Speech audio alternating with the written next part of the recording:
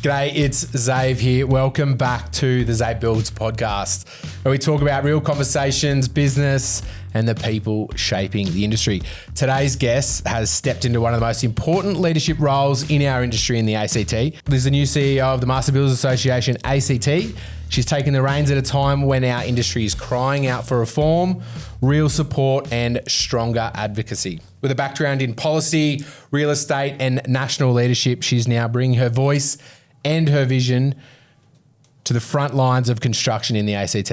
Anna, welcome to the podcast. Really good to have you here. Likewise. Thanks for joining me. Thank you. Now let's kick this off. What is your story, Anna? Where have you come from? What have you been doing? Look, I'm actually a Queenslander, so don't judge me. But what motivated me to come to Masters Builders, I actually grew up in a small family business running grazing properties in central Western Queensland. And that was at a time so much was changing, land rights, gun laws, all of this stuff. So my parents were huge advocates for the business community out there. And it was just something that always came to me very naturally, and representing small and middle family-owned businesses is what I've done my whole career. I love it. I like taking that burden off business people's shoulders. I like solving the big picture problems. And I like to help the industry make more money and be more profitable and do more for the community. We need people like yourself. So you're a farm girl. I am. You're a farm girl. I like that. They're usually down to earth from the farm, and they know what hard work's about. So well, that's the objective, and that's the culture I try and create at Master Builders. Yeah, awesome. And how have you found it so far? Look, it's been great. There's a lot of work to do. It's obviously a challenging time, both economically and politically, for our members, but really enjoying it and really love working with the members. And specifically about Canberra, what drew you here? You've left sunny Queensland and you've come down to the nice, cool winters and of the ACT. Actually, love brought me to Canberra. Fantastic. My husband, yeah. So I've been here about 10 years, and I've been working in federal roles primarily. But Canberra's home for us. It's home for my husband and our two kids. And I guess probably being from the country and having that rural bush background, I wanted to do something that was much closer to the Canberran community rather than kind of that fly in, fly out federal parliament stuff. Yep. I wanted to really be part of what Canberra's about and help build it, which is quite literally what our members do. Absolutely. And I think it's important to note that you've come from a advocacy background, right? What were you doing advocacy-wise before? You said national. Was that? So I ran the National Real Estate Institute of Australia. So that was representing all the real estate agents across the country, which happened to be in the middle of COVID and right in the middle of when housing affordability really kind of hit record lows. So it was really about advocating to keep in place supply and demand measures to help grow housing and help making housing more affordable. Builders are obviously such a fundamental part to that equation. It was just pretty natural for me to step out of that real estate role into this building and construction role. Well, there's a good bit of overlap there. Obviously, you need the supplier to be able to sell the houses, and if there's not the supply there, which there's not at the moment, we need someone speaking up about that, and you would have got some good connections through all of that as well. So. Absolutely. Look, I know all the Canberra MPs and senators and, all the government players, but understanding those crucial market dynamics and being able to explain them to government and community stakeholders is a really core part of the job. You're almost like a translator. We've been to a few meetings together with the government, and I've sort of sat back there at some of them and just been like, the language they use is just so foreign, I guess, to a builder. Or to someone from a construction background. So it is like a translator, and you've got to be able to have that. Yeah, you've got to interpret, and you've got to put the challenges of the builders and the subcontractors in their own words. And everything, like business people, they move fast. They're very adaptive. They're very used to delivering on deadlines and milestones, and the government don't have that mentality. They see things in sort of 10-year horizons. So we think, oh my God, they're not acting fast. And if we're asking them to do something in 6 months, they're like, oh my God, this is such a small amount of time. Whereas when my members were real estate professionals, they sell houses in 30 to 60 days. So it's the same. Yeah, that's the cycle that they're working on. So you've got to find a way to explain that in ways that the government understands. Yeah, and that's the tricky part, and that's where you need people like yourself. Absolutely. Now, for people that don't know what the Master Builders Association actually does, can you give us a quick rundown on what you do? Yeah, our objective is to build a quality industry for our members, but also the ACT and region. But the products and services we offer are so varied. But what I say to staff is members need to pick up the phone and they need to call us and they need to feel helped when they hang up. So, I really encourage members to contact us for whatever they need. And to think of us as an essential tool in your toolbox. We can help you with training, both, we do 150 carpentry apprentices per year. We do Cert 4s. We do the full range of high risk and short courses, even like first aid and stuff. We run the Master Builders Fidelity Fund, which is home warranty coverage. We can help you with your insurance needs through Master Builders insurance brokers and give you insurance health checks. Critically, we are an industrial union of employers. So that means we represent your interest as a business owner and help you with any of your employment requirements, whether it's restructures, terminations, how to deal with performance management. That's all inclusive in your membership, right through to enterprise bargaining agreements and secure local jobs code issues. And last and not least, we celebrate and promote the excellence in the industry through our awards programs, through maintaining the code of conduct. All of our members are subject to a code of conduct. And not everyone can actually be a master builder. You have to apply, you have to be vetted, you have to prove you've got a pipeline of work in the ACT, and we do turn people away from the membership. Yeah, you've got to be nominated by another member too, don't you? Correct. Yeah. But you've also got to prove that you're a business committed to excellence. And I think that's a really important thing when you're looking at your membership investment. But the final thing, of course, is policy and advocacy, and that's advocating the ACT and the federal government to, change policy settings to make things better for our businesses, whether it's planning, whether it's the National Construction Code. The list of issues are endless. It's also, looking at those other pain points that are just so challenging for people out there, like, the utilities providers. We work all the time on issues. If people can't get a utility provider to get something so they can do project completion, we step in, we intervene, we talk to whoever the provider is. It's your Icons, your Evos, those Correct. kind of guys. Yeah. And we make sure that things happen in the timeframe that the builder or whoever it is needs.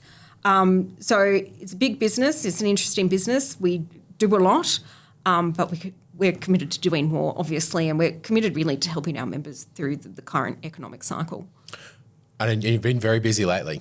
Indeed, Very busy. we always are. We actually had some exciting news this week. We actually successfully advocated for a pause on the NCC for 4 years, which means that the scheduled next round of NC, the National Construction Code, will be on hold. So that's, I think, a really fantastic outcome for our membership. I think that's a huge win. Yeah, Well huge. done. Well done there. Thank you. Why do you think that they froze it?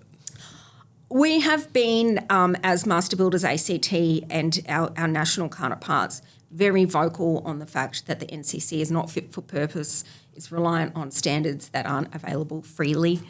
Here in the ACT, I think we probably moved too hard and too fast on things like the livability standards and the 7-star. Like, we weren't ready, as well-intentioned as those things are. There are impacts that consumers and clients don't really understand that adds costs and time to their build project.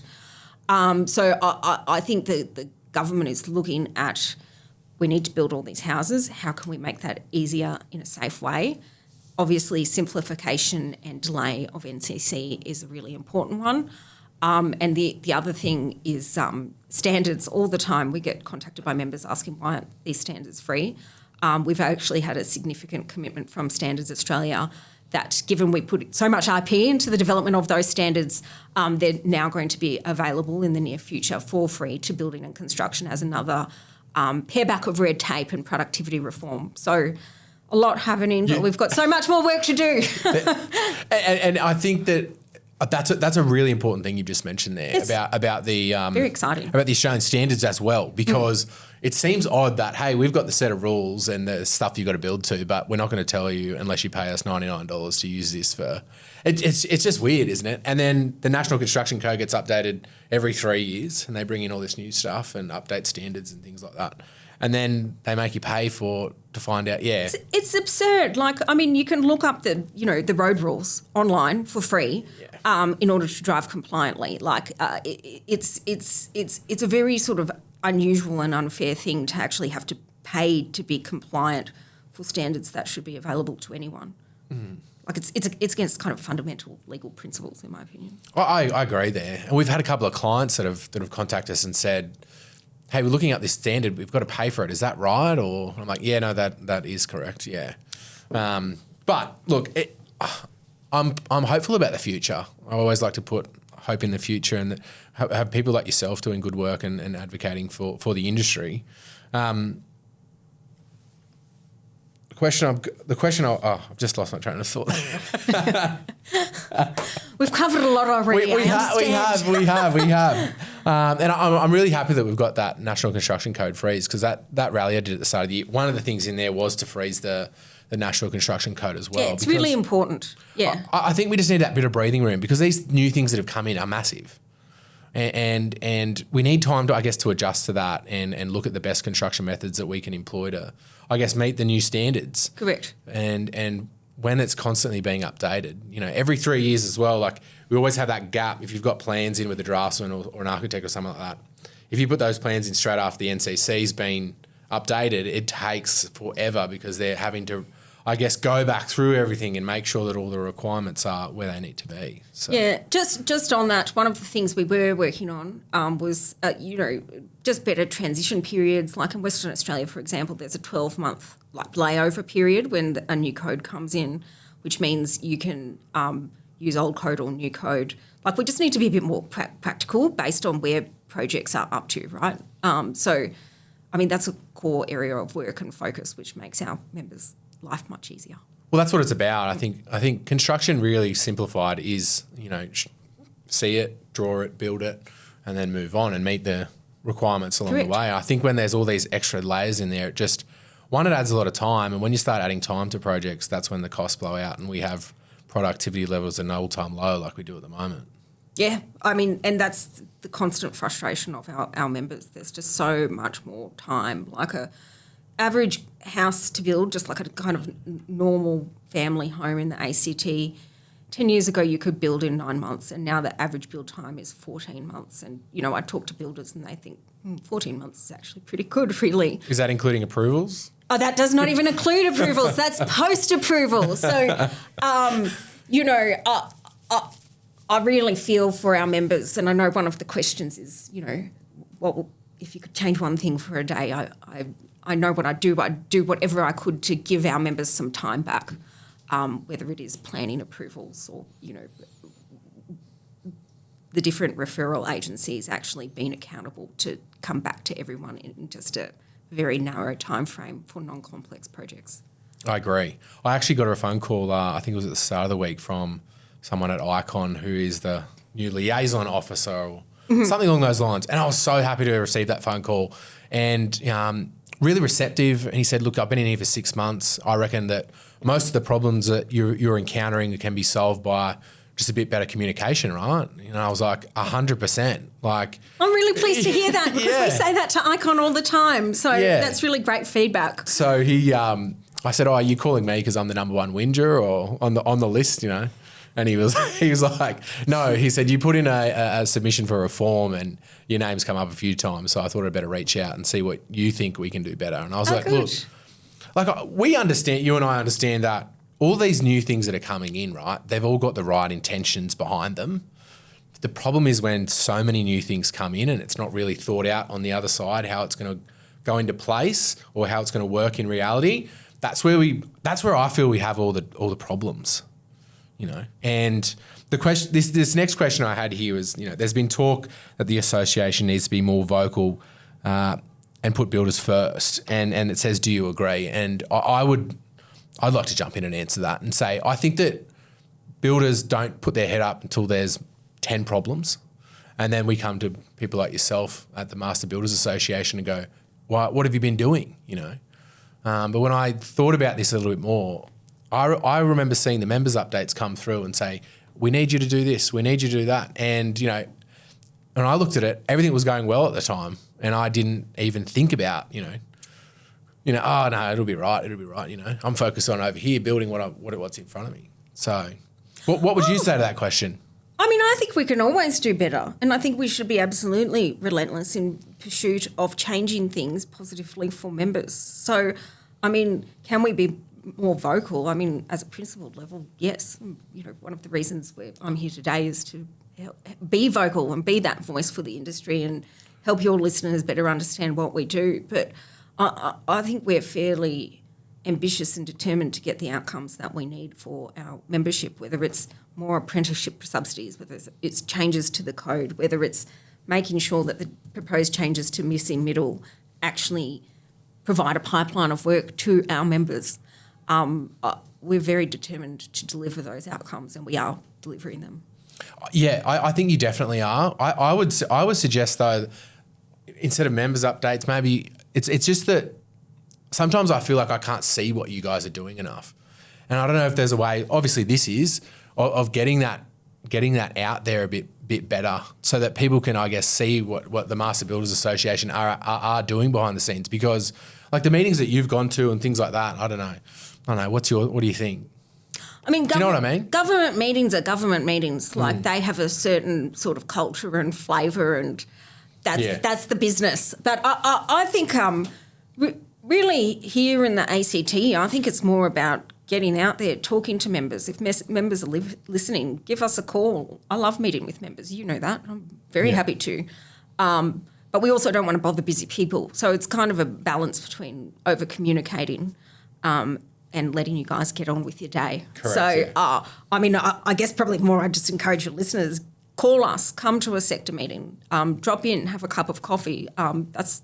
That's our job. Yeah. We want to hear from you. You're a member of the Master Builders Association, not for the sticker and the, you know, hey, just to say. The sticker's good though. The sticker is great, yeah, but there's so much more behind the Master Builders Association. Correct. You know, all my apprentices went there. I went there as an apprentice. Like I've got I love the Master Builders Association. I think that it's been a real positive for my business, and it's something that, I look back on my time as an apprentice and, you know, smile about how much fun I had, and the teachers I had in there were fantastic. Oh, that's great to hear. And the apprentices are amazing. As I said, we do about 150 a year, and they're so keen and working so hard. And we're very proud because we get feedback from industry all the time that compared to our competitors, the quality of a Master Builders ACT apprentice is just so much more, and they're so much more ready to work at the end of their 3 years. So that's something we see as our point of difference, and rightly are very, very proud of. Yeah, I think it's in the name, Master Builder. Yeah, correct. You know? We're here for excellence, as I that's right. said at the outset. And that's why I like to send all my young apprentices over there, because I feel like I like that it's a week block. They can go over there and just do their tech for that week and then, you know, come back to work, as opposed to some of the other ones where it's like a day here, a day there, you know, and then you got the holidays and it's just all over the place. Yeah, correct. The block teaching method works for us, and it works for obviously the people that support our program, and I think the apprentices get a lot of benefit out of it too, because they get to come and hang with their friends for a week, and they get more than just the kind of learning and training. They get some social benefit, and the networking, and the graduation days and the apprentice awards are always really special events for us. And it is like a little break from work, I guess, the stress of work. You know, you have that little reset to go and that transition from school to full-time employment can be a little bit difficult for some. I'm sure it's very tiring. But yes, I think that kind of mental and physical break, I've probably not even considered that. That's probably a good thing that they probably look forward to. I think so. Now, I want to change the angle a little bit at the moment. What's the current temperature of the ACT construction industry at the moment? Look, and where... Generally speaking, I'd say things are quite tough out there, and there's sort of no talk of a major turnaround from the current conditions. And I would say, because we represent all the sectors, we've got civil, commercial, resi, subcontractors, suppliers, and then also the professional consultants. everyone's the same. Like, you don't have the kind of big subdivisions coming online for the civil guys, the pipelines down in the commercial build, the resi guys, depending where you're playing in terms of, multi-res versus kind of single house stuff. People are hesitant to spend at that household level. So I think everyone's busy, but it is tough. I don't know what your feedback to me would be on that. Definitely agree. Yeah. Definitely agree. What are members saying to you at the moment? Are they asking questions like what's happening in the future, what's coming up? I think everyone would like to know when economic conditions will turn. And if I had the answer to that, I would gladly share it. But you're seeing it bear out in things like the housing approvals. We've had some of the worst approval numbers in recorded history. And I think there is also an element of people don't even feel confident putting together a DA because they're like, this is just going to sit around and then, the world's going to change completely and the project may not be viable by the end of that. So I know it can be a bit disheartening, but I think we're all in this together and we've all got to push through and carve out new opportunities. And that's what you're telling members? Stay positive. Well, it's got to turn at some point. Stay positive is not a term I would use. You have to keep going. But I say we're here to help. Like, can we help look at your business structure? How can we support you through this time? Like, we're asking probably more practical questions, not just like stay cool, man. That's fantastic. Yeah. Just for complete clarity, it's more. What role can we play to take some of this burden off you? Because we recognise it is really tough for our membership. So if anyone is listening, again, please give us a call because this is what we're here to do. Yeah, and there's been record numbers of obviously insolvencies in construction, which is a big worry, and some data's come out to say that Canberra was one of the worst in that instance. Look, I would caution everyone just to not worry too much about that because I review that month on month and, we're aware of the kind of high-profile insolvencies, which are kind of genuine administrations, right? Yeah. A lot of them are management decisions or restructuring. So, say we get 12, there might only be 2 each month that are generally the liquidators have been brought in. Got it. So the numbers often sound worse than what they actually are, and there's often a lot of kind of end-of-career restructuring or wind down or whatever it may be. So those statistics always sound alarming because they are, but they're generally speaking, if you dive into the evidence and have a look, are not as bad as what they seem, which is a good thing, and I think everyone should take heart and, be buoyed by that. I didn't realise that actually. Yeah. So really, really important that you brought that up. And thanks for, I guess, talking us through that because, it makes sense and knowing some of those companies and some of the people that were working in there. Correct. Even kind of like consolidating different parts of business, all of that gets captured in those results. So I guess probably I look at it more and I think, well, we're doing better than kind of the national trend, and we're also a smaller market, which insulates us a bit more because we've got that Canberra bubble. Correct. Yeah.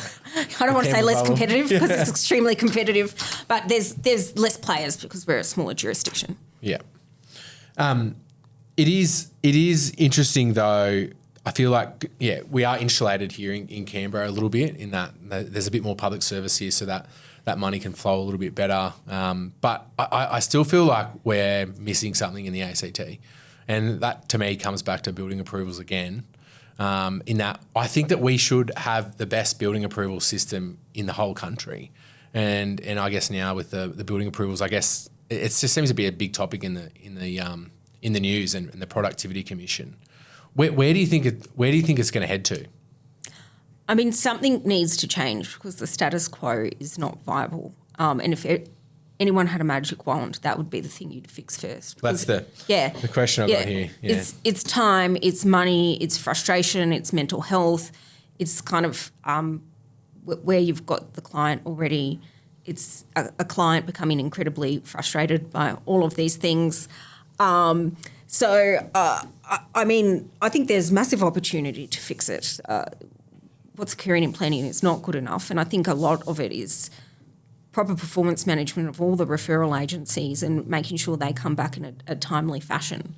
With constructive feedback. Well, with constructive feedback, but also like there needs to be much more. I call it as of right, like kind of truck driving language. Like there needs to be much more kind of wave through stuff. Like in Auckland, missing middle, right? If you're in a certain category of housing within that missing middle, you don't need to do a DA. You just show that you can be compliant with the pre-existing framework, and it just gets. You don't need a permit. And I think we've got to look at far more of that. And I think particularly for this business, like decking, like there should be less approvals and just more. more doing. Yeah, more please build this and move on. And obviously the trees, both day to day and kind of looking at something like that missing middle reform, like there's going to need to be changes to administration of trees and how that all works. Yeah, why do you think they brought in all of these? Why do you think it's just got so much harder? Do you? Look, I wasn't in this role when the current reforms all occurred, so I couldn't necessarily comment on that. But I think it's a system that is not working and we need to change it. And if we have these ambitions to add all this extra supply to Canberra of housing, trees are going to be fundamental to that, and every one of my members will agree with me. I wholeheartedly agree. The stories I've heard that I can't share on this podcast are extraordinary. Yeah, I can share a few. Yeah.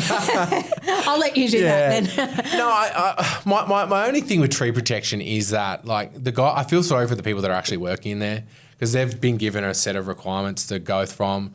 And, like, they cop it. I mean, they've copped it from me a couple of times and I feel bad about it. But I'm like, on the other side of that, I've got a client that I've promised a project to that's saying, well, you should have known this and you should have known that. I'm like, well, we don't until we put it in. And then not to get anything back from them or them to say that person's not here and just that constantly. It's like, I'm not building a church. I'm not building, a skyscraper. This is something in someone's backyard that is going to be minimal impact. And even if it's an extension, even if it's a knockdown rebuild, like these sorts of things, like let's just get it moving, And trees, I do think we need to have that protection in there for trees, but most of the time, like, what were we going to say? Oh, well, we're the bush capital. Like, we love trees and we don't want to lose that flavour of being the bush capital, but things have to be practical. And if you've got a housing requirement and you've got housing promises, adding 30,000 new houses to the ACT, you've got to look at, is this system fit for purpose? And it's sort of like, well,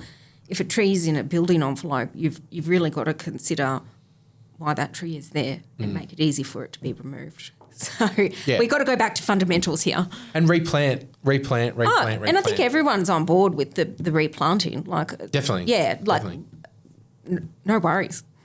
What's happening behind the scenes, Anna, in policy or government that most builders don't see? I mean, I think we've spoken about the Standards Australia and NCC. Yep. For myself, doing a lot of work on things like nominee liability, which means anyone with a builder's licence can actually be personally liable for defects for 10 years post-build.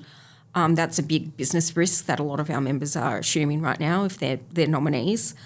So doing a great deal of work on that. Planning, missing middle, property developer licensing. Obviously, safety is always a massive area of focus for us. We have an industry-led safety committee called ACERG. I meet with the safety commissioner each month and we kind of look at trends in what they're seeing in there. Yes. Yep. Jackie, and she's got a great new deputy called Picky now. Yep. But just working hard to ensure our members are getting the help they need to be, leading safety practices on site. But also that we're responding to feedback in terms of key trends and also helping any members that have any niggles with, safety inspectors, etc. I actually did a podcast with Bill Smith. Oh, yeah, he's great. From Safeway. Fantastic guy. One of the questions I actually asked him was, can we just come to you and say, come through my business and tell me what I'm doing wrong so I can improve on it? And he said, well, I can't do that because we're the regulator.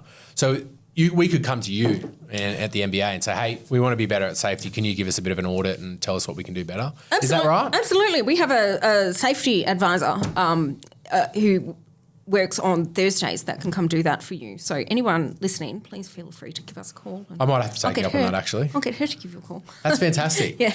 Yeah, and obviously that's a big thing for members, because I feel like you do get caught up in the construction of everything so much that sometimes a standard that or a practice you might have used years ago isn't the best way to do things now. So coming back to the master builders and asking, hey, what can I do here is a good. Well, it's one of the fundamentals of a good business now, and like we need to help our members be ahead of it, because it does change all the time. It's constantly changing, and they've obviously brought in the psychosocial stuff as well that we have to be conscious of. Obviously, silica is a really big one. Asbestos is always going to be there, and the white card as well. Yeah, correct. But there's so much, but we can look at all your systems and templates and processes. So just let us know. That's a free service for members. Oh, that's fantastic. Yeah. It feels like you just keep adding things on and adding things on. I know, but there's only a small amount of time to communicate a lot of information. But as I said, I think if our members have a problem, by the time they hang up the phone, we want to have solved it or be in the process of solving it.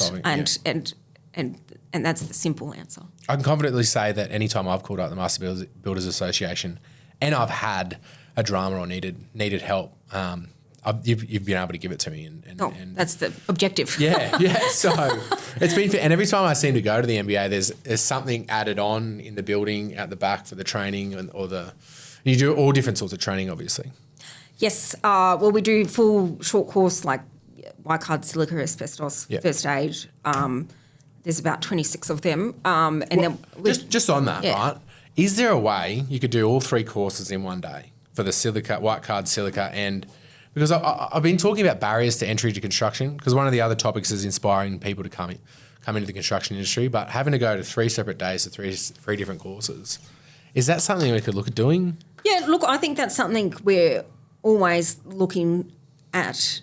Like how can we deliver training better, more cheaply, more effectively for employers who are footing the bill twice? They're often paying for the training and then you're paying for the day's wages, right? So we want to lessen that impact on you guys. So that's always under consideration, including kind of, partial online delivery where we can, because sometimes the nature of the courses are very set from a regulatory perspective. But absolutely take on board that feedback, and perhaps next podcast I can have some good news for you. Yeah. Just having a think about it. Like we're not having enough people come into the construction industry, and there seems to be so many people leaving because it is difficult at the moment. I guess, every 10 years or so, this is part of the process, and you sort of go through a bit of a tough time and you come out of it. But one of the things in there is usually when it's a tough time like this, some of the businesses that maybe shouldn't have been around, they're not around anymore, and then we have a bit of a clean out. We look at all our processes, a podcast starts, things like that, and the industry does come back harder and better. Well, you've got to be sharp, and in times like this, you've got to do less with more. Every member I talk to is doing that. Yeah. Now you're the first woman to lead the Master Builders in the ACT. How have you approached stepping into that space? Truth be told, no differently to any other job I've done, which is you've got to be relentless and disciplined and strategic, and you've got to be there for the member. At the end of the day, everyone's got a boss, and my boss is 1,000 members. And what's been the biggest challenge you've had to face so far in the role? I think what's challenging, I'd say 2 things. I mean, the regulatory environment is very resistant, as you know. And it's all long term, so you can't give members kind of the quick reform wins that they necessarily want. But I think what we have done really successfully is form really fast relationships where we can call people in government and help members solve their issues where they need it. Like we spoke about the utilities before, and building licensing is often delayed, so we're often able to assist the builder or the new entrant to the industry with that process. And I think that has been good, but the bigger picture reform is always slow and frustrating and hard. And I think that the second thing is I think I just feel for the industry because, had the pandemic, have had the global conditions turn out the way they have, Reserve Bank costs have gone up. It's kind of just like everything has happened all at once, and I guess I just really feel for the members because it's tough. It is. But I keep saying you've got to put hope in the future somewhere, and rates are coming down. I know that I've been talking about the future a fair bit, but I feel like there's light at the end of the tunnel. Oh, of course. And I think you've got to look at the fundamentals of life. People always need food and shelter. Definitely. And I used to work for people that provided the food and agriculture, and now I'm working for the builders who build the shelter and all the infrastructure that we need to run a modern global city. So, I mean, you're in the right game. Yeah, definitely. That's right. And isn't it weird, though, that we're in a housing crisis but building is slow? Yeah, I mean, that's something that disappoints me every day. And the barrier there is the regulation and red tape, because if you can tear out some of that time and cost, it becomes a lot easier and a lot faster to build homes, which helps Australians, which makes homes more affordable, which improves the economy. So we're kind of in this full-on cycle. But the product is good. It's a product in demand. There are productivity measures being taken every day that will improve things for our community. Yeah. So of course there's hope. I certainly don't think we've been discussing the end of the industry. Definitely not. Definitely not. I do think, though, we have a problem with land and availability for greenfields, like new construction. Like they seem to just drip feed it out. Like I don't understand why the government isn't just opening up heaps of land, going, we're going to go hard. Look, and land is expensive too. I even look at it as a consumer sometimes, and you think, what? And I have to build a house on that? Like, how would that stack up for a household? That is a challenge, and that's something we actively work with the politicians, but then also the Suburban Land Agency, because them saying they release a block of land doesn't actually come into fruition. It still needs the environmental approvals. It still needs the subdivisions before a builder can even get near it. And that's the hard part. Yeah, it's really frustrating, but something we're actively working on. It seems like they're crying out in the government that there's a housing crisis, but they're not releasing enough land, keeping the prices high over there, and then sort of the builders and everyone in construction seems to get squashed in the middle. Agreed. And I think it's expensive, especially when you look at sort of the 10-year trend. And with the cost of building, everyone's looking at viability. Well, it's nearly $1,000 a square metre to buy a block. If you're buying, I know that some of the blocks out in the newer suburbs in Canberra, you're looking at 450 to 500 square metres. You're looking at around about 450,000 to 500,000 to buy those blocks. Then to build on it, you're probably looking at 600,000 on top of that. So you're in for $1.5 million. Yeah, correct. Straight off the bat. And, that's a huge amount of money compared to 10 years ago, right? So it's the land thing is really interesting, and it's very unique because we're such a small jurisdiction. But there's plenty of land if you go for a drive around. There is. I am really happy, though, that and I feel like Chris Steele is very motivated to do the right thing and to get things going. Would you agree with that? Look, certainly he seems determined to make the missing middle happen, which I think will be a good thing for a lot of our membership. And certainly, you've been in some of those meetings with me.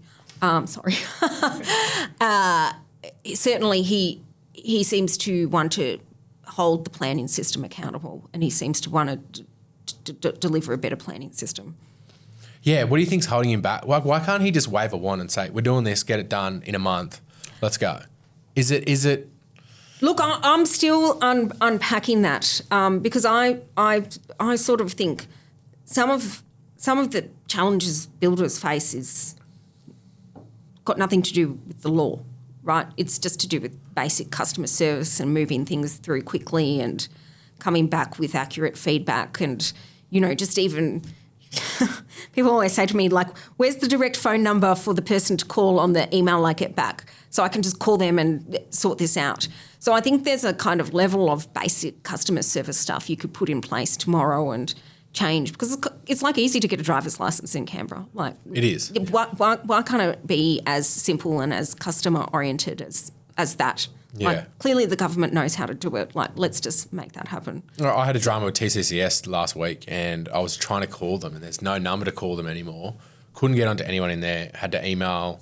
I was on the phone. You should have called me. Yeah, I was on the phone and I got shifted 5 different places. Oh no, that's the wrong place. This is the wrong place. No, I can't help you, mate. And I'm like, I've got 5 blokes that are ready to go and build this thing and it's going to take me a week and a half to build it. Like, can someone just get back to me now and tell me it's all good to go? Because the last, I'd already had Evo go through their icon. Everyone else was sorted. But anyway. Next time, please call me. You've got quite a big role and you are the CEO of the Master Builders in the ACT. What do you do to stay grounded? And what do you do to, I guess, keep motivated and keep going? Because it's such a tough job. Oh, I think just normal things like, I love spending time with my family. Like when I'm with my kids, my mind is immediately off work and that's a good thing, right? You've got to get away from that. I'm really into fitness. I'm always renovating my house and supporting the industry that way. So I think it's really just making the time to relax and spend time with family for me has always, I think, been really important. You're a very busy person and you seem to be everywhere. How do you manage it? I'm like all of our businesses. You have to be organised. You have to have a game plan for the week, for the month. You have to be prepared to readjust when things change, or you have to make 5 phone calls that you didn't expect to change. So I think it's about being as organised as possible so you can be ready for when ABC Radio calls you at 6 a.m. or when a member has a terrible issue at 11 a.m. And of course, I have a great team, which I rely on hugely, who are there for the members and they make a lot of things happen. Yeah. Definitely. The team in there is fantastic and everyone seems to, you've been saying, you want to help members and be helpful and everyone in there is definitely trying to do that for sure. Yeah, well, I say to the staff, if you're not driving home at the end of the day and you can't think of a way you've helped members, you didn't have a good day. So always try and do that audit, like what did I do for one of our members today? And we all find that really helpful because you've got to take stock of, the positives. Absolutely. Now, if you were to describe your leadership style, Anna, how would you describe it? I never know how to answer that question. I think I'm a good listener, but I'm also a good communicator. So I think people deal with a lot of ambiguity in 2025. People know what I want and when I want it, and they're therefore kind of capable to deliver. But also when people have problems, I always aspire to sit down and listen to that and help people with that because I never want staff or members not sleeping at night because they've got this problem. Like I want to solve that and give them peace of mind and as I've said already, take that burden off their shoulders if I can. And where did you learn all of that? Is this something you've developed over time or? Well, I think you always do, right? Every year you're in business, surely you advance and you mature and you're more capable, right? Like yeah, definitely. Years on the clock, certainly. But was there someone in business or that you looked up to and thought I really want to be like that, Look, my parents ran a business and I think when you grow up in that environment, you learn a lot. You're often working in the business as a young kid or, following your parents around, just helping out. And I think they were always very sort of thoughtful and empathetic in the way they did things, but they did things and they did things on time and they expected a lot out of the team that was working with them. So I think that early stuff certainly informed some of it. But, I've worked with a lot of business people. I represent the business community and I've had many mentors that have helped me along the way and have given me a lot of discipline in terms of how to get the best financial performance and how to solve problems and also the discipline in you just got to let that go. That's not a problem you can solve. Like, don't lose sleep. Don't be frustrated by that. Don't spend a single more minute in your day thinking about that because it's actually not worth your time. So years on the clock, I think, is probably the answer. Well, that last thing you mentioned there about letting things go, that's one thing that I'm still trying to learn. It's so hard, isn't it? It's so hard. There's been conversations that I've had with clients that haven't gone, I guess, the way that I've wanted them to, and we've both got a bit heated over something, and I've looked back and gone, it's really affected me, and I've sort of, haven't been able to get past it without, a bit of time or something like that. So I think that's a really important thing for people to think about. It's so hard because I know I see it in my team, like people replay, the conversations they've had, and it's like, just go home, go to sleep. Tomorrow is a new day. Treat it as such. It's easier said than done. I know, but you need to apply that same discipline you have with getting a new job and meeting budget that you have with that process, because it's actually like it's losing you productivity. It is, yeah. Yeah. We talk about planning approvals. Like any moment you spend that's not a useful moment is time that you get back. That's right. I have had to step back a lot of times with the approval situation, and I guess have a bit of a minute to myself and be like, the game is be the best at approvals that I can be. That's the game. Get it in, get it out, communicate perfectly, make sure everything's on the plans. And that doesn't always go to plan, yes, but I'm trying to constantly be better at that, because I know that, I guess, they're requirements and they are high, and it's frustrating, I guess, but I understand why that they're there as well. Look, yes and no. I think that, one, you can only control what you can control, but two, can that system be better and deliver more? For Canberra, you take the business element and our membership element out of it. Like, at the end of the day, our clients are all Canberrans that foot the bill. That's right. And, there is a positive economic and social benefit to that system really being a lot better. Definitely. Builders seem to get a bad rap in the media constantly. It's always the dodgy builder or the dodgy tradie. What can we do as builders or tradies, I guess, to change that, do you think? I mean, I think it's, on one level, it's just be the best ambassador you can be in your own business. But two, I think Master Builders has a huge role to play in that, because we're for excellent and quality building outcomes.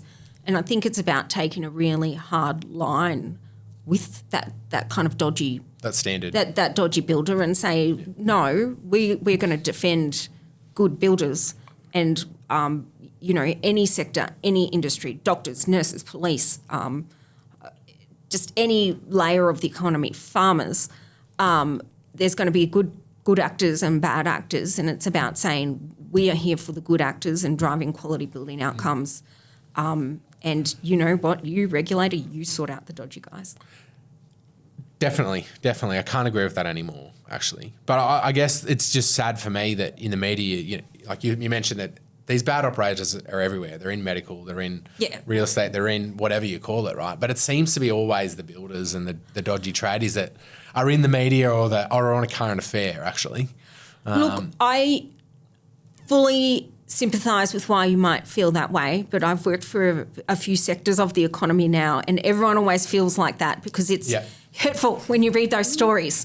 But I don't probably think I go around, I talk to Canberrans, I talk to media all the time, and I'm never grilled about the bad builders. The journalists are kind of quite sympathetic. It's like, how can we help your industry build more?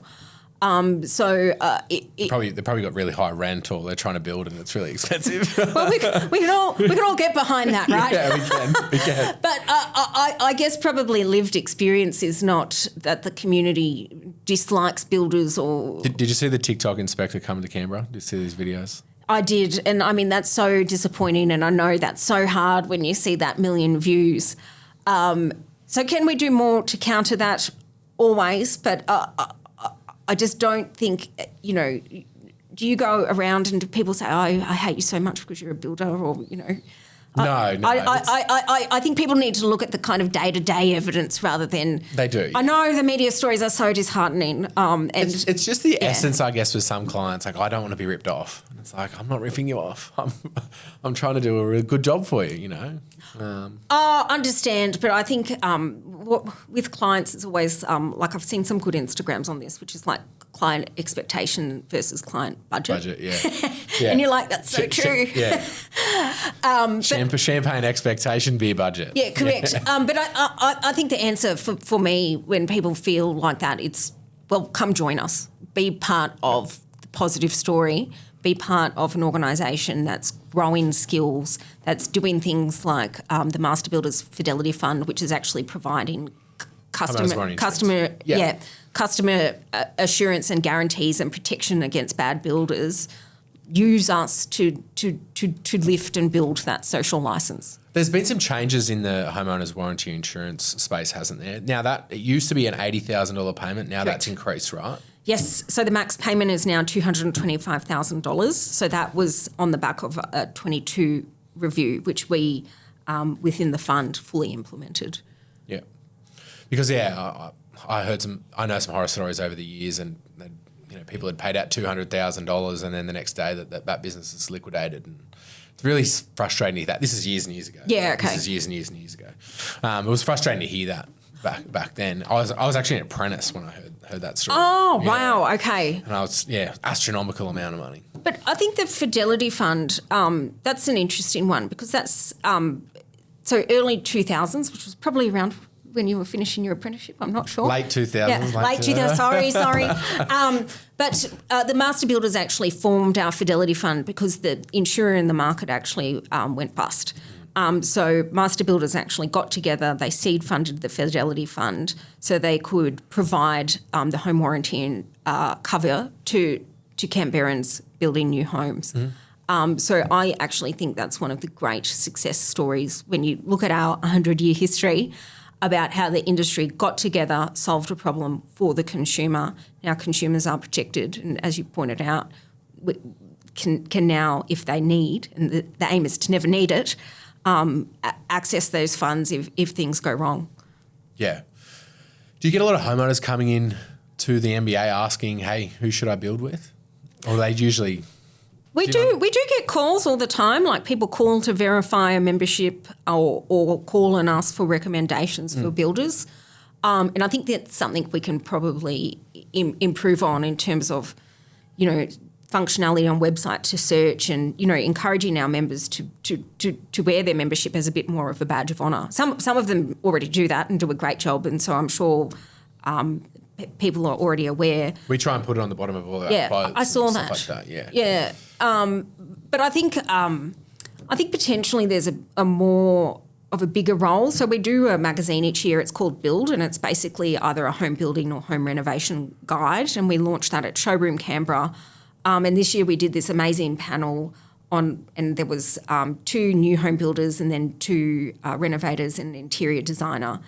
And I thought, oh my God, if you were going into a home building project, you need to listen to this panel first, because they were like, this is what you need to do with budget. This is what you need to do with selections. This is what you need to do even before you're thinking about engaging an architect. Yeah. Matt Hall was on that. Yes, he was. Yeah. And I just really think it is such a confronting thing at a household level to build a new house if you've never done it before, or renovate a house if you've never done it before. It's overwhelming. It can be, it's a big investment as well. It's huge. It's like you have to take out a loan or pay a ton of cash.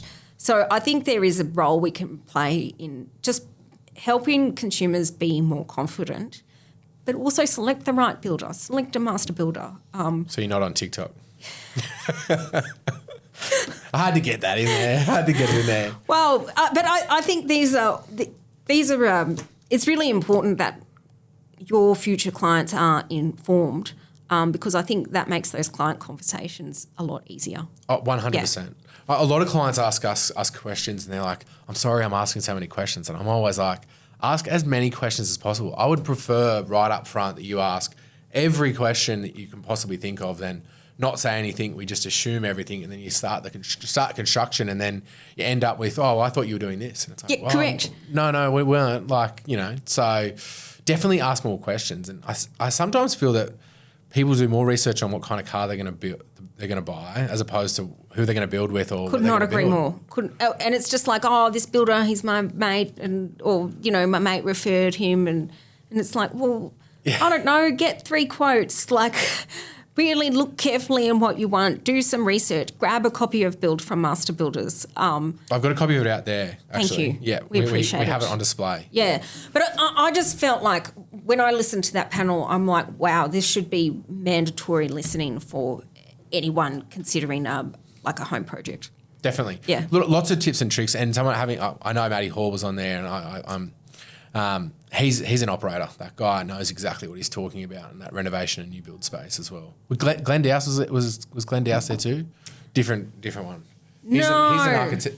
No, Glenn I know, but no, he wasn't. I think it was, I don't want to say the wrong, Lighthouse Design, interior specialist was there. Yeah. I'm catching up with Jenny on here actually from Lighthouse. Oh, it should be good. Very good. Now, the Master Builders Association has been around for 100 years. 100. You've come in at the perfect time. I know, I'm like Stephen Bradbury. Stephen Bradbury. What are the 3 priorities for the Master Builders over the next 12 months? There are so many priorities. I mean, it just, to me, all comes back to 2 things. We want to help our members through this time, and we want to reduce compliance. But in terms of organisational priorities, we want to continue the wins with government. We've spoken about a few, but we need to do more and push more and advocate more for our members and deliver more outcomes. And, you know, rightly, as you said, be more visible, be more of a voice. So that's a priority. Obviously, next week's our Awards for Excellence, the Master Builders ACT and Asset Construction Hire Awards for Excellence 2025. Always an amazing night. So you know it's Canberra's biggest black tie event? Yeah, 1,600 people go each year. So it's around 1,200. Oh, 1,200, We couldn't even get to 50. I've inflated the numbers. Well, I like that. Yeah. Thank you. But we can't actually fit in 1,500. The venue's not big enough, so looking forward to a new convention centre. But that's obviously next Friday night, and that's a really important night for the industry. We had the second highest number of entries on record. We've got just over 180 finalists, and I know ACT Dex is one of them. We are, yeah. So around 30 of the 56 winners will actually go on to vie for the national Top Gun. So, I mean, just in terms of immediate priorities, just getting that party happening, celebrating the winners, the finalists, the excellence in the industry is really front of mind for me. And really it's just about ensuring everything in the business is working for the members, and we're actively going out to the members and saying, hey, do you need help with employment, safety, training, whatever it may be. We just want people to be using their membership to its full capacity. And so it's just really working really hard on that hand-to-hand combat, one-on-one engagement to make sure our members get that value for money when they're paying on their investment, because, I mean, we appreciate it. We know every invoice is scrutinised when times are like this. So we want to make sure we're delivering that ROI. So does that answer your question? It does. It does. I was trying to think about how that ties into the last 100 years. What you're trying to do, what you're trying to do what you're trying to do in the next 12 months. But it's really what you've been doing over the last 100 years. You've been putting on amazing events like the awards and showcasing, you know, the great people that work in the Canberra construction industry. You've been advocating for construction in the ACT, doing a fantastic job of that. Well, I think if we take it back to the 100 years, our actual birthday was on the 18th of August, so about 2 weeks ago. And our first ever meeting was at the Hyatt, because it was one of the only buildings here. And 10 builders came along to that. And they basically were like, how are we going to build this capital city and what we need the government do to happen? And so the whole master builders movement in the ACT has grown from that. And we've got articles from like 1927 where they were disappointed because we went from like 27 members to 23 members. And they were like, so, and it was like the great disappointment at master builders meeting. But I think I look over the 100 years and you've got to stay fundamental. We're here to be a voice. We're here to build the capital city. We've done that successfully, both as a business community, as an industry body. We just want to do more of it and future-proof for the next 100 years. And we're doing a book. I'm really excited about it. So a book of 100 years? Yeah, the commemorative book, like a historical review of the city and, interviewed some members and interviewed, people that have been critical in the role. But it's been an amazing experience for me because, I mean, something like Parliament House, it was like the biggest tender ever. And, we were able to speak to people involved in the successful tender, but we also had this amazing conversation with a guy, and it was the day they learnt they didn't win. And he's like, I'll just never, ever forget it because it was just so much work and we were so excited and it was just such a significant project. So just the different perspective I've been able just to be privileged to listen to has been quite extraordinary when you consider 100 years ago there was no like Burley Griffin, there was no Parliament House. It was just really the Sydney Melbourne buildings and the Hyatt and Farms. And we built, yeah. Like you guys did all of that. It's incredible. Yeah. I think for a small state, we punch it well above our weight. And you're mentioning about the national awards. I know that some of our builders here have taken out those national awards over the years as well. Yeah, I was speaking to a member who actually won the National House of the Year, and they just said that changed their business because they could go out and promote it as this huge point of difference. So I think the gongs are always good, right? But I think at the end of the day, they're to help you promote your point of difference, which is that you're the best in the country and you've built the best house in the country. So it's so cool as CEO to see that happen and see those businesses grow.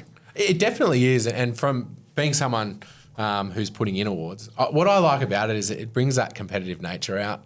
Correct. In construction, I think we're all a competitive as well should be, by right? nature. Yeah. But I want to do better and I want to see what my competition's doing. And the first thing you do when you get notified that you're a finalist is you want to see who you're up against, what they've been doing. So and the other thing that I really like about it is like you put in so much effort and hard work to these projects, and like it's really nice to have the client say thank you to you, and they might give you a box of beer or a little thank you present. But getting that wider recognition for what you've actually, all the hard work you put in is, I think, really important. Yeah, like it's recognition from your peers, which is much harder to get. It is. They're tough markers, but it's a real showpiece of what the industry can do. So it's amazing, and also good luck. Yeah, thank you. Thank you. What kind of support do you wish more members reached out to the Master Builders Association for?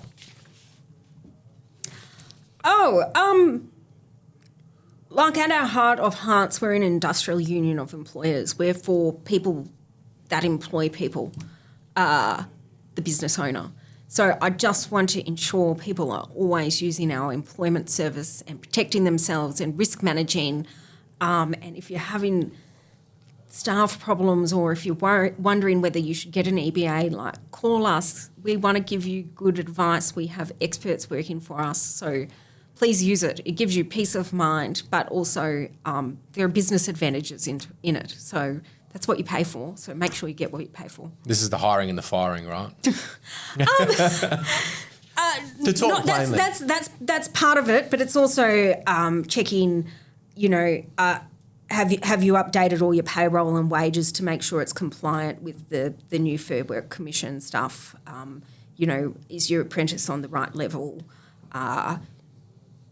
Pros and cons of doing an enterprise bargaining agreement if you're playing in that space. It's so much more than hiring and firing, but that's some of the big areas of stress for business owners. Definitely. So, let us help you with that, please. Well, it's definitely not like the old days where you can just say, "See you later, mate. You're gone." You've got to follow a process there, and you've got a fair bit of stuff to do. I'm going to go out on a limb, and I'm going to say that is a good thing. Like it shouldn't. I think so. Yeah.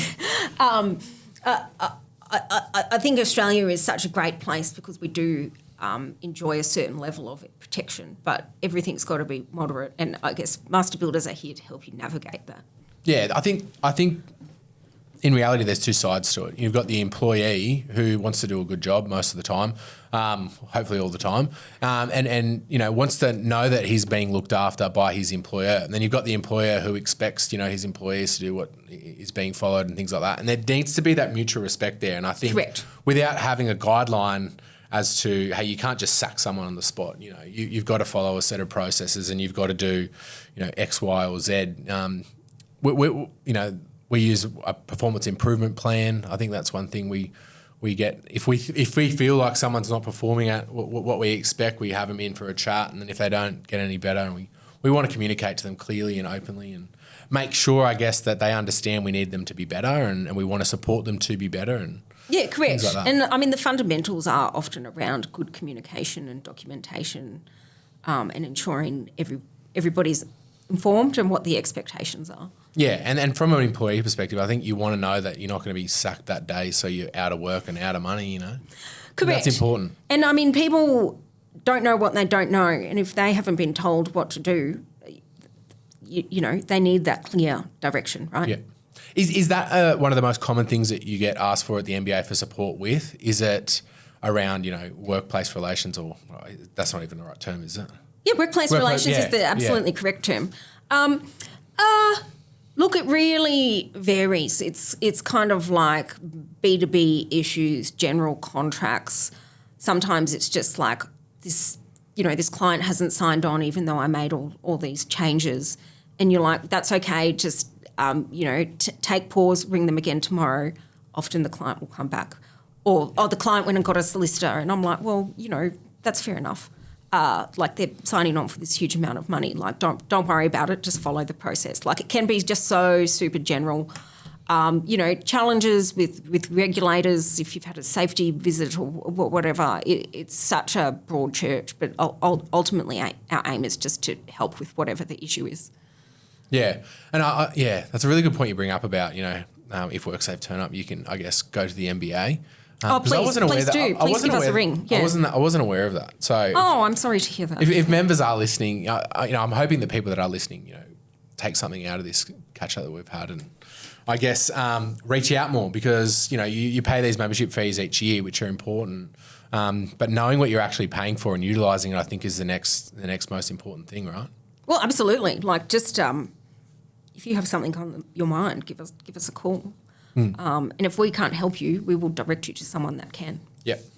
Now, inspiring the next generation, Anna, why do you think fewer people are choosing to go into trades, and how do we shift that?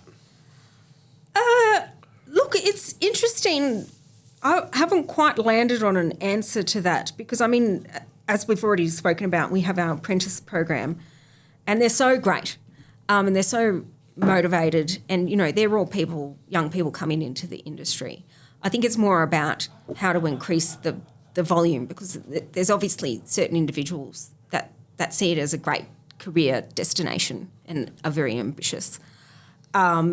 So where our thinking is, and where the research sort of points to, a lot of the barriers in terms of encouraging people into construction trades actually lies with parents, because parents are like, I don't want that, or I want you to go to uni, or I want you to do this, that and the other. So we're working on a range of programs to build out a bit more education awareness with the parenting cohort, because they're probably the biggest decision maker and influencer in a 17-year-old's life, right? And really focusing on that group to sort of say, hey, this is a great industry to be involved in. There's always work, there's opportunity. You know, once you complete your apprenticeship, there's a range of things you can go on to do, including, you know, like yourself, you went into business for yourself. That's amazing. I'm sure your parents are proud. I actually had to go to my parents when I left school and say, look, this is my plan. I'm going to do a trade first, and then I'm going to do this, and then I'm going to do that. Oh, what a great child. Yeah. Well done. But were they resistant to you doing a carpentry apprenticeship, or? No, they just spent, you know, I was away at boarding school for 4 years, so they assumed I was going to university, and my careers advisor at school was like, no, don't go to university. Go out and make money first, and then, you know, you can go to university. Sounds like a good careers advisor. Later on, yeah. So I was worried about my dad going to go, I've just paid for all this boarding school and you're just going to be a tradie. And I was like, I guess that's the mentality we're trying to change, right? Well, correct. And I mean, that conversation, I think, is fairly common. So I think it's really about educating the parents on this is a great industry to be in, and it's looking at what those inhibitors are in parents' minds, so they are encouraging their kids to look at it as an option. Yeah, I think one of the things that the MBA is doing really well is that you've got that try a trade, is it? Like you try all the different trades. Oh, that's actually an ACT government program, so credit's due. But you can come in and do that, and I believe that's actually quite successful. So that's great. So it's like bricklaying, plastering, painting. There'd be carpentry in there, plumbing, electrical. I think and you guys do that. You guys offer that at the Master Builders Association through the government. Is that right? No, I understand that's a classroom-based program, like in the actual ACT government, like public high schools. I got it. Yeah. So I think that's good, but I think the other, like you talk about productivity and better utilisation of the workforce, I think it is getting more women active in building and construction trades. And, you know, this year we've had multiple classes which have just been teenage girls doing ASBAs in construction trades. So that's been really cool to see, and just trying to get a balance and a good program and good resources and collateral to help parents make those informed decisions. Definitely. I had Jo on the podcast there.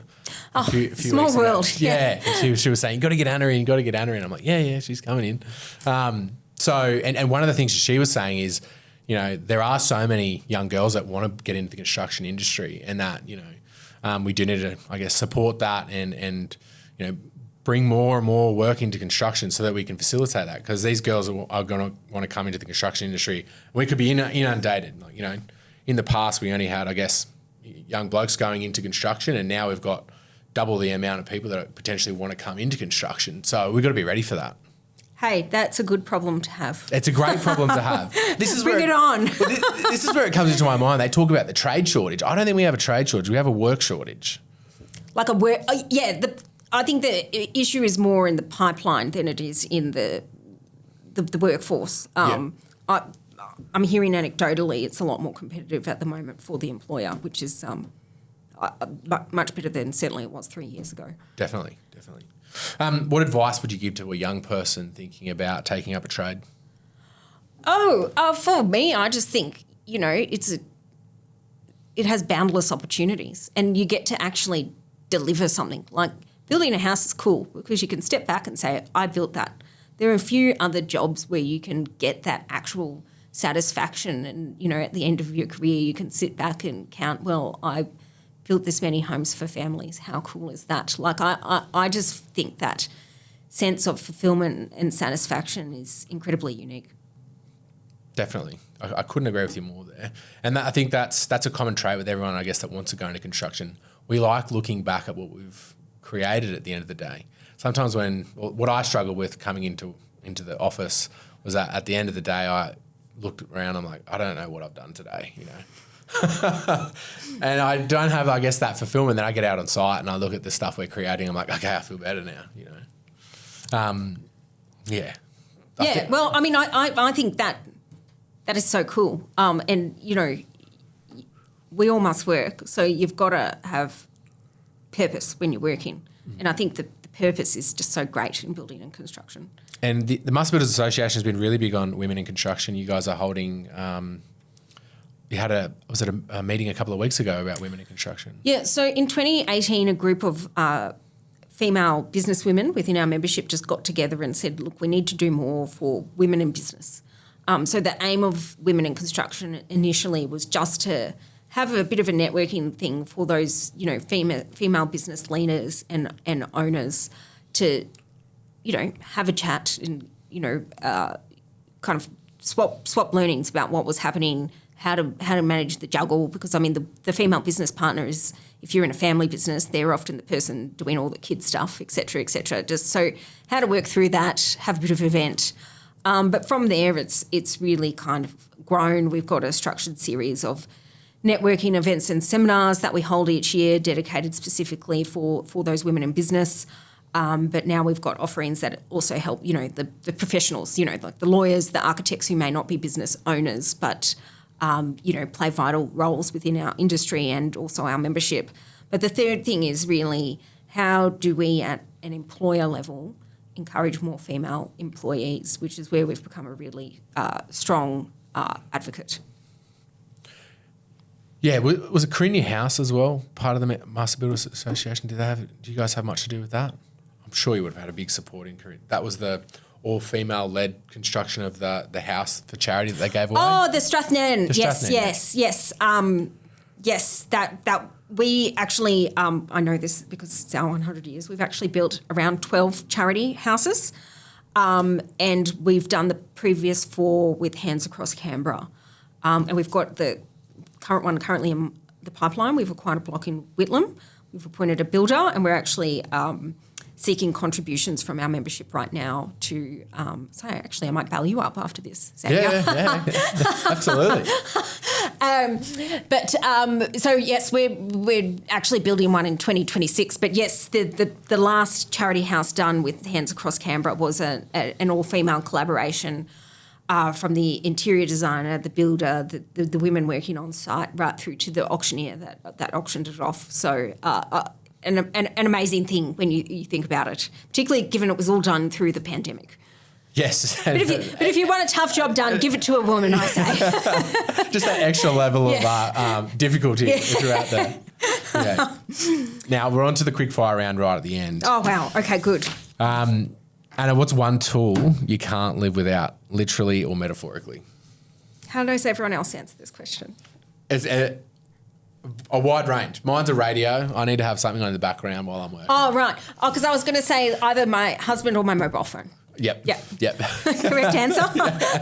That's a good one. We have had the mobile phone before and a coffee machine. We've had a vast different range. That's interesting. Yeah. So there's no wrong answer. You should do a year-end roundup of all of these because I reckon that would be cool. That's a really good point. Yeah, absolutely. Sorry, quick fire. No, it's not. It's never quick fire. That's the thing about the quick fire round that I usually say every time. What's the biggest myth or misconception about construction? Oh, this is probably a bit of a dull answer, but I think most people think that construction at a consumer level is quite corporatised and very big business, but I think that mostly it's just hardworking, small and middle-sized family businesses that want the very best for their clients. Yeah. I think, you're definitely right there. I'm just thinking on that for a moment because it's so well said. Well, it's so well said. It's so well said. Yeah, you know. Anyway, all right. If you could fix one thing in industry tomorrow, what would it be? I would give builders some time back with a better planning system. Time and money back. Time and money. Yep.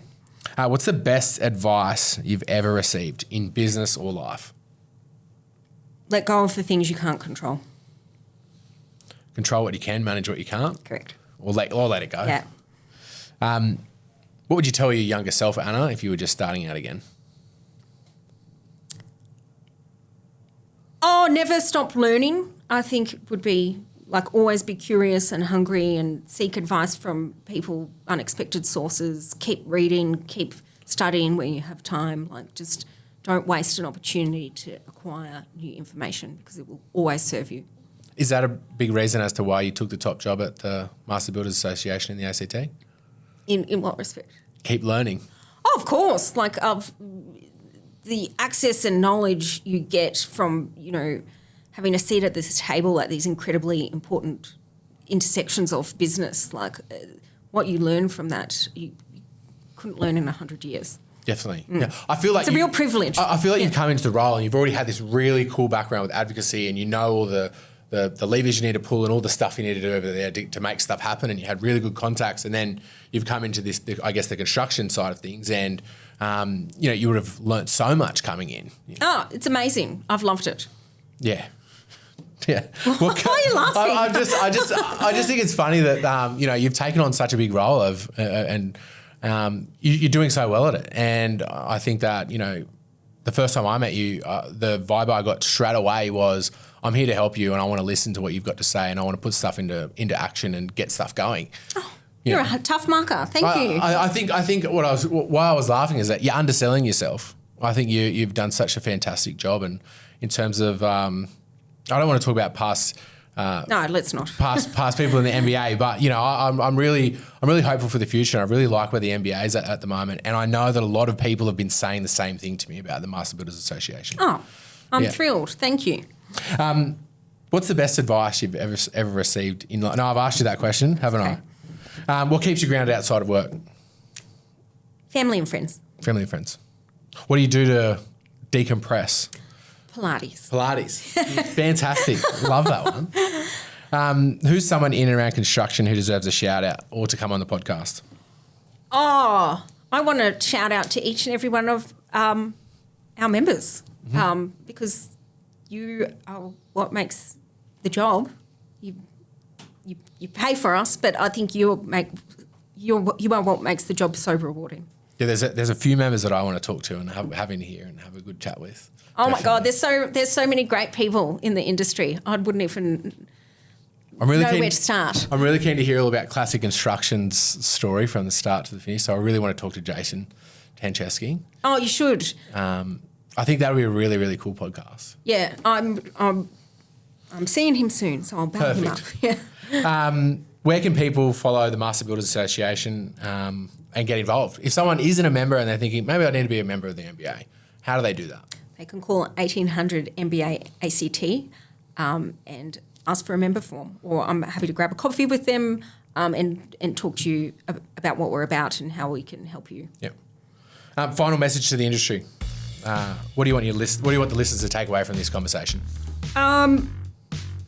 We are here to help you do better business. So we will be relentless in that pursuit. So if you want to be part of it, please give us a call. Awesome. Thank you so much for your time, Anna. I really appreciate it. I really enjoyed this. I think it's been great. I think the laughing is showing that. Yeah. Likewise. Fantastic. All right. Thank you. Thank you very much.